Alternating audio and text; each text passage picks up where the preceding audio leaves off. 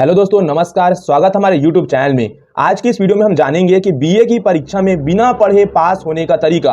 यदि दोस्तों आपका बीए का परीक्षा बहुत नजदीक है और आपने बिल्कुल भी पढ़ाई नहीं किया है और आप पास होना चाहते हैं तो आप बिल्कुल सही वीडियो पर जुड़े। इस वीडियो में पूरे डिटेल के साथ आपको जानकारी प्रोवाइड की जाएगी कि बिना पढ़े कैसे बीए के एग्जाम में पास होए, कैसे एग्जाम में कॉपी को लिखते हैं, एग्जामिनर क्या देखकर आपका कॉपी चेक करता है, क्या पूरे आंसर शीट भरने पर आपको नंबर मिलेगा या नहीं मिलेगा, पूरे डिटेल से इस वीडियो में हम डिस्कस करने वाली हैं।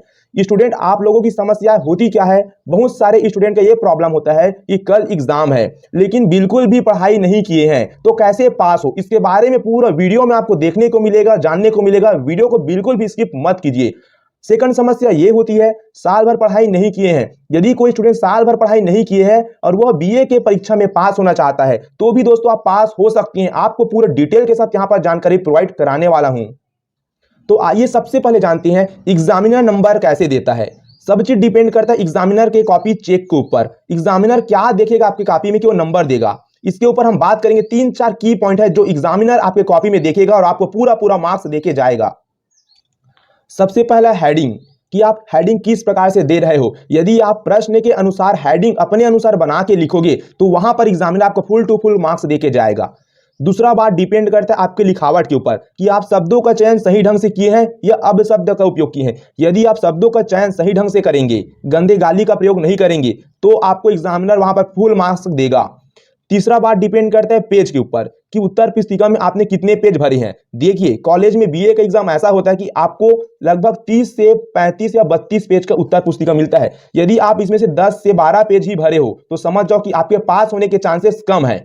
तो बीए में आप ये ध्यान रखना कि जितना हो सके आपको उत्तर पुस्तिका को भरने की कोशिश करना है। जैसे कि यदि कोई दीर्घ उत्तरीय प्रश्न है और 5 शब्दों में आपको लिखना है तो कम से कम कोशिश करो कि आप 3 से 4 पेज तक जरूर लिखिए। आपको पूरा आगे बताऊंगा कि कैसे आपको अच्छे से लिखना है, कैसे शब्दों का चयन करना है, कैसे हेडिंग को आपको डिसाइड करना है। क्वेश्चन को देखकर पूरे डिटेल से आपको देखने को मिलेगा। तो एग्जामिनर जो है ये 4 चीज देखेगा। पहला हेडिंग देखेगा, आपका हेडिंग सही ढंग से आप चयन किए हो या नहीं, लिखावट शब्दों का उपयोग सही ढंग से हुआ है या नहीं।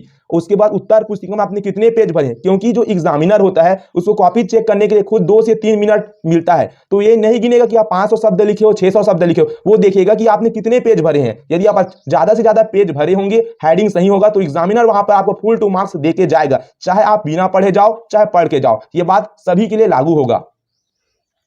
अब बात आती है उत्तर पुस्तिका पूरा भरने पर क्या पास हो जाएंगे। जैसे कि मैंने आपको बताया कि उत्तर पुस्तिका लगभग 30 से 32 पेज का होता है। तो अब आप सोच रहे होंगे कि कुछ भी लिख देंगे 30 से 32 पेज तो क्या हम पास हो जाएंगे? ऐसा बिल्कुल भी नहीं है। उत्तर पुस्तिका को पूरा भरने का मतलब है आपकी लिखावट पर निर्भर करेगा कि आप गलत लिखावट से लिखे हो, गलत शब्दों का चयन करके लिखे हो या आप सही ढंग से लिखे हो। तो आपको मैं बताऊंगा कि गलत लिखावट क्या है और इन गलत लिखावट से आपको बच के रहना है। उसके बाद सेकंड नंबर पर आपको बताऊंगा कि सही लिखावट क्या है और कैसे लिखते हैं। यदि सही लिखावट को आप समझ जाओगे तो बिना पढ़े भी आप बीए के एग्जाम में जरूर से पास होके जाओगे। आपको बताऊंगा भी, पूरा वीडियो को आप अंत तक जरूर देखिए। पूरा डिटेल से पूरा डीपली वीडियो मैं लेके आया हूं। तो आइए सबसे पहले बात करते हैं कि गलत लिखावट क्या है जिनसे आपको सावधानी बरतनी पड़ेगी।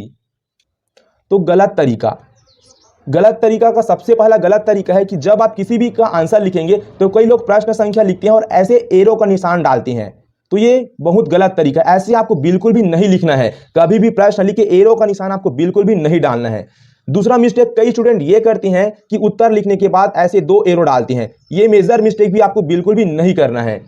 स्टूडेंट जो है तीसरा मिस्टेक क्या करते हैं कि जब भी कोई भी हेडिंग को लिखते हैं तो हेडिंग को लिखने के बाद वो इस प्रकार का स्टार मार्क कर देते हैं, अच्छा दिखेगा करके।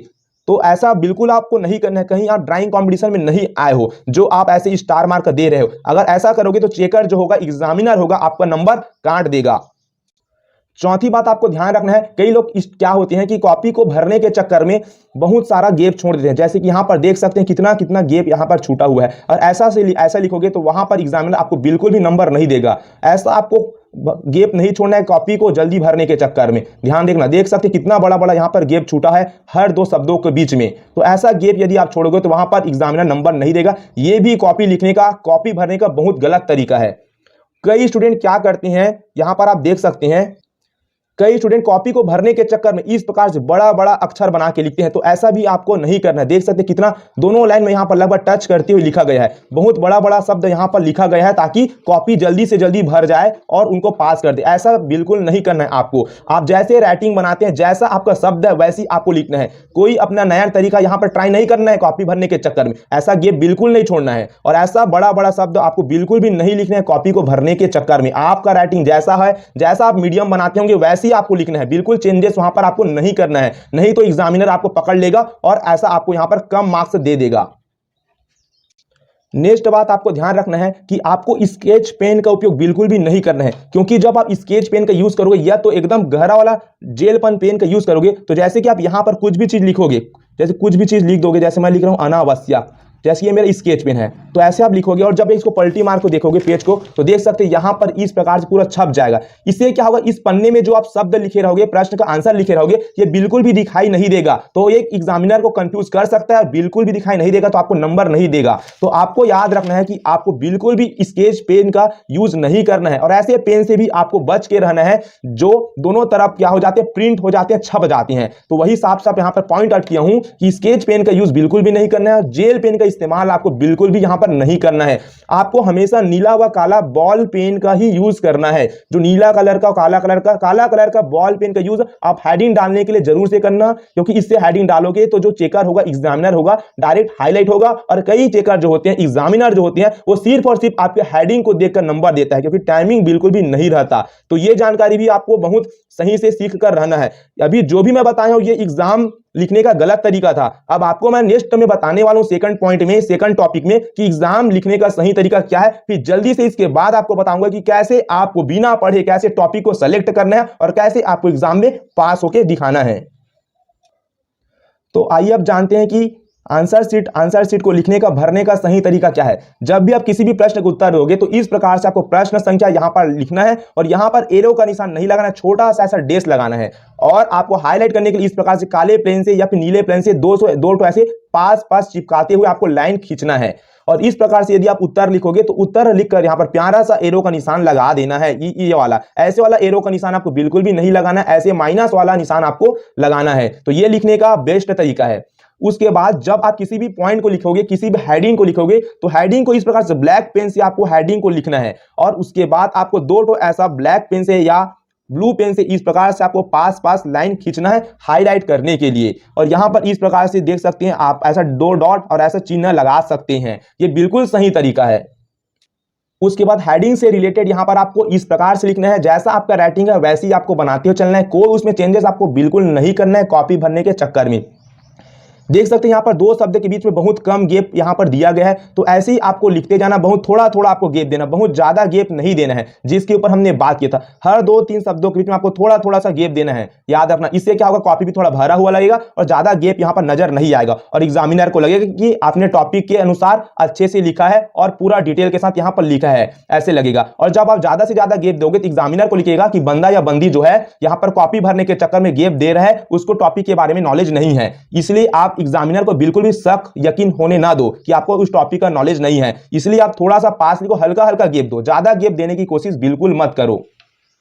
उसके बाद कई स्टूडेंट जो होते हैं कैसे लिखते हैं, कई बार क्या होता है आप लिखते हो और कई लोग जो होते हैं इधर लाइन खींचते हैं लिखने के बाद, तो लाइन देख सकते हैं ऐसे ऊपर खींच देते हैं। देखो जल्दबाजी पूरा लाइन ऐसे ऊपर, तो ऐसे यदि कोई लिखता होगा तो ध्यान देना कि यहां पर एग्जामिनर आपको पूरा मार्क्स नहीं देगा। और कई स्टूडेंट क्या होते हैं कि जैसे शब्दों को तो लिख देते हैं लेकिन ऊपर में लोग ऐसा लाइन खींचने भूल जाते हैं, तो आपको ऐसा लाइन जरूर खींचना है। और जब लाइन खींचोगे तो आप ध्यान रखना कि लाइन ऐसे बाहर की तरफ ऐसे ना जाए, देख सकते हैं एकदम सिस्टमेटिक, जैसे यहां पर देख सकते हैं किस प्रकार से लाइन बाहर की ओर नहीं गया है। तो ये मेजर मिस्टेक आपको बिल्कुल भी नहीं करना है, ये बेस्ट तरीका है।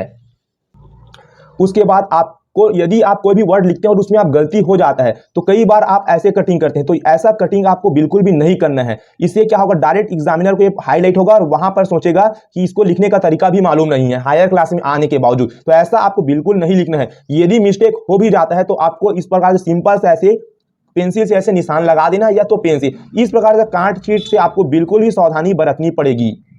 और यदि भीड़ में कहीं पर मिस्टेक हो जाता है तो आपको काटने की जरूरत बिल्कुल नहीं पड़ेगा। जैसे कि यहां पर की है, मान लो आपको यहां पर कुछ मिस्टेक लग रहा है तो बिल्कुल भी इसको मत काटिए, क्योंकि एग्जामिनर को इतना टाइम नहीं होगा कि पूरा वर्ड को, पूरा शब्दों को पढ़ेगा। सिर्फ वो देखेगा कि आपका लिखावट और आपका हेडिंग सही है कि नहीं। इसलिए यदि भीड़ में कहीं पर गलतियां होती है तो उसको बिल्कुल भी आप मत काटिए, आप आगे कंटिन्यू उस प्रश्न का उत्तर करते रहिए। आइए अब बात करते हैं कि तैयारी आपकी बिल्कुल भी नहीं है और आपका कल एग्जाम है तो कैसे आपको पास हो। आपने साल भर पढ़ाई नहीं किया और आप पास होना चाहते तो कैसे यहां पर आपको पास हो, उसके बारे में यहां पे बताने वाला हूं। कैसे आपको प्रश्न को पढ़ते ही आंसर का जवाब देना है, वो भी आपका बिना तैयारी के। तो जब भी आपको प्रश्न पत्र मिले और आप बिना पढ़े गए होंगे एग्जाम हॉल में बिना तैयारी के, तो आपको क्या करना है, सबसे पहले प्रश्न को 3 से 4 या 5 बार जरूर से पढ़ लेना है। क्योंकि जब आप प्रश्न को 3 से 4 बार पढ़ोगे तो आपको दिमाग में कुछ ना कुछ उसके बारे में सोचने का मिलेगा, कुछ ना पॉइंट इंपॉर्टेंट की शब्द जरूर मिलेगा। जैसे कि एग्जाम्पल के तौर पर यहाँ पर मैं BA का हिंदी का क्वेश्चन दिखा रहा हूँ। यहाँ पर पूछा गया है कि भारत में जनसंख्या की रोकथाम के लिए किए गए प्रयासों पर प्रकाश डालिए, जनसंख्या नियंत्रण की सरकारी नीति की समीक्षा कीजिए। इस टाइप का प्रश्न है और आपको इसका आंसर बिल्कुल भी नहीं आता है तो आपको प्रश्न को कम से कम 3 से 4 बार जरूर पढ़ना है। भारत में जनसंख्या रोकथाम के लिए किए गए प्रयास पर प्रकाश डालिए। अब भारत में जनसंख्या की रोकथाम के लिए, जो भारत में जनसंख्या बढ़ रही है आए दिन, इसको रोकने के लिए कौन कौन से प्रयास सरकार के द्वारा किया जा रहा है और कौन कौन से प्रयास और कर सकती हैं, इसके बारे में आपको हेडिंग सोचना है। हेडिंग, यदि आप हेडिंग डिसाइड कर लेते हो तो आपको फेल होने, पास होने से कोई भी नहीं रोक सकता। आप देख सकते हैं यहां पर कोई भी हेडिंग डिसाइड कर सकते हैं। देखो BA का एग्जाम ऐसा है कि जरूरी नहीं है कि आपकी अंकित में, गाइड में जैसा हेडिंग लिखा है वैसी आप लिखो, ऐसा बिल्कुल भी नहीं है। एग्जामिनर सिर्फ ये चेक करेगा कि आप प्रश्न का जो उत्तर है कैसे ढंग से लिखे हो, आप हेडिंग सही ढंग से सेलेक्ट किए हो या नहीं और उसके अकॉर्डिंग आप लिखे हो कि नहीं। सिर्फ एग्जामिनर ये देखता है, वो पूरा पढ़ेगा नहीं, सिर्फ हेडिंग को वो देखेगा कि आप सही ढंग से लिखे हो, सही ढंग से हेडिंग आप सोचे हो या नहीं। बिल्कुल भी वो ऐसा मिलान नहीं करेंगे, क्योंकि 3 से 4 मिनट खुद होता है एग्जामिनर के पास एक कॉपी चेक करने का। और 30-30 पन्ना का कॉपी सोचो 3 मिनट 2 मिनट में कैसे चेक करेंगे। एकदम धड़ल्ले के साथ चेक करती हैं, पॉइंट को देखते हैं और ये देखते हैं कि आपने कितने पेज भरे हैं। तो इस प्रकार से प्रश्न को 3 से 4 बार पढ़िए और पढ़ने के बाद आपको की पॉइंट चुनकर हेडिंग बनाना है। क्या करना है, की पॉइंट चुन के हेडिंग बना। देखो BA के एग्जाम में आपको ज्यादा से ज्यादा लिखना पड़ता है, इसलिए आप जितना हेडिंग बना सकते हो बनाकर हर हेडिंग के अंदर 7 से 8 लाइन लिखने की कोशिश जरूर करें। एक बार फिर से ध्यान दीजिए, आपको 3 से 4 बार जरूर से पढ़ना, क्योंकि जब आप 3 से 4 बार किसी भी चीज को पढ़ोगे, किसी भी चीज को देखोगे तो उससे रिलेटेड आपके दिमाग में कुछ ना कुछ एजम्पशन जरूर आएगा, कुछ ना कुछ की पॉइंट जरूर आपके दिमाग में चलेगा। और जब आप उसके बारे में सोचोगे, आसपास घटित घटना के बारे में सोचोगे, तो वहां पर कुछ ना कुछ आपको हेडिंग बनाने के बारे में विचार जरूर आएगा। और आपको जितना ज्यादा आप हेडिंग बना सकते हो उतना ज्यादा, कम से कम यदि ज्यादा से ज्यादा लंबा क्वेश्चन है 10 से 15 नंबर का, 10 नंबर का, तो आप कम से कम वहां पर 5 से 6 हेडिंग बनाने की जरूर से जरूर कोशिश कीजिए। क्योंकि जितना ज्यादा हेडिंग आप बनाएंगे उतना ज्यादा आप हाईलाइट करेंगे और जितना ज्यादा हेडिंग बनाएंगे उसके चेकर जो है उससे प्रभावित होगा। इसलिए हेडिंग के अंदर 7 से 8 लाइन जरूर लिखे। और एक हेडिंग जब बनाओगे तो एक हेडिंग के अंदर आपको 5 से 6 लाइन जरूर लिखना है। इससे क्या होगा, आप ज्यादा से ज्यादा लिख पाओगे। तो यहां पर देख सकते, यहां पर हेडिंग बनाया गया है जनसंख्या नियंत्रण की सरकारी नीति पर। पहला हेडिंग भारत की राष्ट्रीय नीति है, उसके बाद और छोटा छोटा हेडिंग बनाया गया है। तो आपको खुद मालूम होगा कि भारत में जनसंख्या के लिए सरकार क्या कर रही है। विवाह की न्यूनतम आयु तय कर, विवाह की जो न्यूनतम आयु है इसको बढ़ा रहे हैं, नसबंदी कर रहे हैं, है कि नहीं। इस प्रकार से बहुत सारे काम सरकार कर रहा है। शिक्षा व्यवस्था में सुधार कर रहा है, ग्रामीण क्षेत्र में सुधार कर रहा है, बहुत सारे निःशुल्क चिकित्सा सुविधा उपलब्ध करा है। मतलब इस प्रकार से आपको ना कुछ, अरे यार जरूरी नहीं है इस पर लिखो, मैं बार बार बता रहा हूं। एग्जामिनर सिर्फ आपका लिखावट के तरीके को देखेगा। आप वहां पर, आपको तो जानता नहीं है कि राम है, श्याम है, राम टॉपर है तो अच्छा लिखेगा, ये राम की कॉपी। वहां पर राम श्याम कोई नहीं होता, वहां पर सिर्फ उसके पास कॉपी होता है और लिखावट को देखते हैं बस। उसके बाद आपको ध्यान रखना है, एक भी प्रश्न नहीं छोड़ना है। ध्यान रखना, मान लो आपको 5-6 क्वेश्चन में, यदि आपको 3 क्वेश्चन को आप हेडिंग सेलेक्ट कर ली अपने से और सभी हेडिंग में कुछ ना कुछ आप जरूर लिखे हो और 2 प्रश्न बच जाते हैं और मान लेते हैं एक प्रश्न आपका 10 नंबर का है तो 2 प्रश्न आपका टोटल 20 नंबर का हो जाएगा। और ये दोनों प्रश्न आपको बिल्कुल नहीं आता, आप हेडिंग भी डिसाइड नहीं कर पा रहे हो और आप सोच रहे हो कि मैं इसको छोड़ दूं, तो याद रखना आपकी बहुत बड़ी भूल होगी। एक भी प्रश्न का आंसर नहीं छोड़ना है आपको, एक भी प्रश्न नहीं छोड़ना है आपको। उस प्रश्न का उत्तर बिल्कुल आए चाहे मत, आपको वहां पर थोड़ा सा दिमाग लगाना लगाना है, थोड़ा सा दिमाग लगा के आपको जरूर से जरूर कुछ ना कुछ बात जरूर लिख के आना है। कम से कम 10 नंबर का कम से कम आपको 1 से 1.5 पेज जरूर लिखना है यार, क्योंकि बीए के एग्जाम ऐसे कि ना थोड़ा बहुत तो आप सोच ही सकते हो, तो थोड़ा बहुत आप सोचने की कोशिश जरूर कीजिए और एक भी प्रश्न का आंसर नहीं छोड़ना है, क्योंकि खाली छोड़ने पर ना आपको बिल्कुल नंबर नहीं मिलेगा। यदि कुछ ना कुछ लिखोगे तो हो सकता है 10 में आपको 5 नंबर ही दे दे, 6 नंबर दे दे, इससे आपको नंबर बढ़ेगा और आप आसानी से पास हो जाओगे। तो बिल्कुल भी छोड़ना मत, आए चाहे मत, आपको वहां पर उस टॉपिक से रिलेटेड जरूर से जरूर आपको लिख कर आना है।